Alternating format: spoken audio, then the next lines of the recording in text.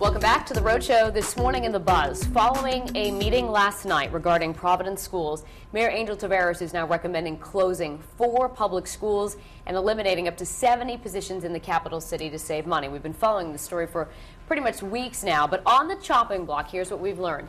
Flynn Elementary, Windmill Street Elementary, the Messer Annex, and the Messer School. This morning, teachers, parents, school board members all reacting, and take a listen to what some of them had to say following the announcement. Go there and visit it and see where it sits in the heart of my neighborhood, where people that live there, that are 80 and 90 years old, went to Windmill Street School. Sometimes people think the board's detached, but they're not. We're very involved, and it's painful. We'd like to be focusing on teaching and learning and not dollars and cents. If there's so many kids in the class, he's not going to be able to learn as much. There's going to be more disruptions. And it's just going to be really sad. Because there are 26 now. If they just add 4 students per classroom, you're looking at 30 students per class now. And that is really, that's just pushing it.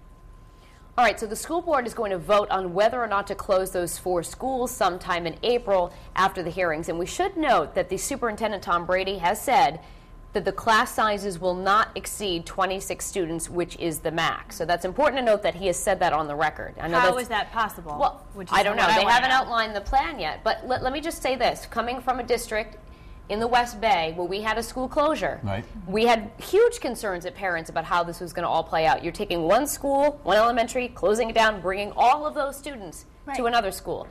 And it worked out. I don't know exactly how they did it. It worked out. It took a year to sort of get the kinks out, figure out who was going to go where. Do we need to add teachers here or there? But let's face it, infrastructure, the cost of keeping a building operational is part of why they need to close some of these schools down. Do I think it's a great idea as a parent? No. But $180 million shortfall, I don't know how else you're going to do it.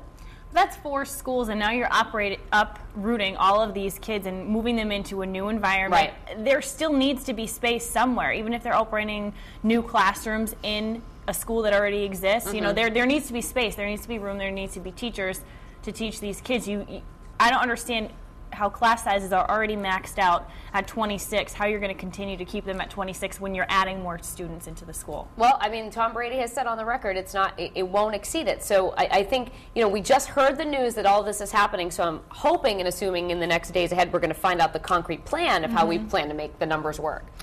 What do you think, Patrick? What I think is that I think it's safe to say in this situation, obviously the emotions are raw with the parents right now. These kids are going to be moved to different schools. Any kind of relocation for young people it's tough. But in the end, the people who are really getting the shaft here are the teachers that are going to lose their jobs. Uh-huh. Because, I took my child out of a private parochial school because the class was too big. Right. Think about this. I was paying for a school that had 31 kids in the first grade class. Because they don't have caps, right, on the class Well, sizes? they don't have caps, and they also are claiming that they don't have enough money, so they're going to try and pack as many kids as they can into those classrooms. Right. So he goes to both of them go to a public school now where there's probably 22 or 23 in their class. Right. So, there's the argument about class size. Now, does it work at that school where I took them out? Yeah, it works. Kids get good educations. There's teachers' assistants. The last thing I'd be worried about is the class size for the kids. What I'd be worried about are the teachers, the adults, the parents who have kids who are teachers that are going to lose their jobs. Right. The losing jobs thing bothers me a lot more than the kids being moved to different But you're schools. talking about kids will class adapt. sizes and there being caps. I remember even just going to college, there was a cap on our classroom sizes because they wanted, enough one-on-one type of interaction. So the fact that now elementary school sizes are larger than a college classroom, I feel like there needs to be more one-on-one interactions with younger students. I can see a difference with class sizes. You were saying that you didn't necessarily think it was a big deal, but I saw what happened with my son's first grade class where they were at capacity, and a lot of parents were upset about that. They added another first grade, and now they're down to like 20 students. And the teachers and the students all say they feel a difference. But that's what's going to have to happen. They're going to have to make room somewhere in the school to now make another class. I think you made. I liked your point where you said kids can adapt. Kids adapt. They're resilient. They can figure out anything. Will it be tough at times? Of course, it's tough even in their own school that they've been in for a while. Right. But I just feel for the people that are losing their jobs. I feel for anybody that loses their jobs. But in this case.